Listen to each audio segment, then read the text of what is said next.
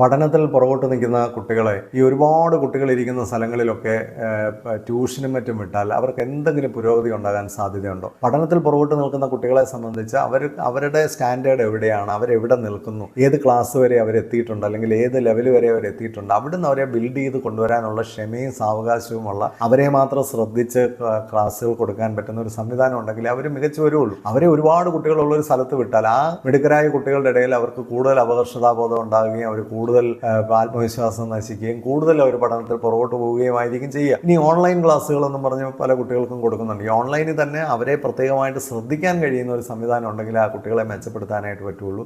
വലിയ സമുദ്രം പോലെ ഇരിക്കുന്ന ആൾക്കൂട്ടത്തിനകത്തോട്ട് ഇത്തരം കുട്ടികളെ കൊണ്ടുവിട്ടാൽ അത്തരം കുട്ടികൾ കൂടുതൽ പുറകോട്ട് പോവുകയും കൂടുതൽ സ്ട്രഗിൾ ചെയ്യുകയും സ്ട്രെസ്സാവുകയും അവർ ആത്മവിശ്വാസം കുറഞ്ഞ് ആത്മാഭിമാനം കുറഞ്ഞ് അവർ ഒരുപാട് വിഷമങ്ങൾ അനുഭവിക്കും. ഒരു സംശയമില്ലെന്ന് മാതാപിതാക്കൾ പ്രത്യേകം ശ്രദ്ധിക്കുക.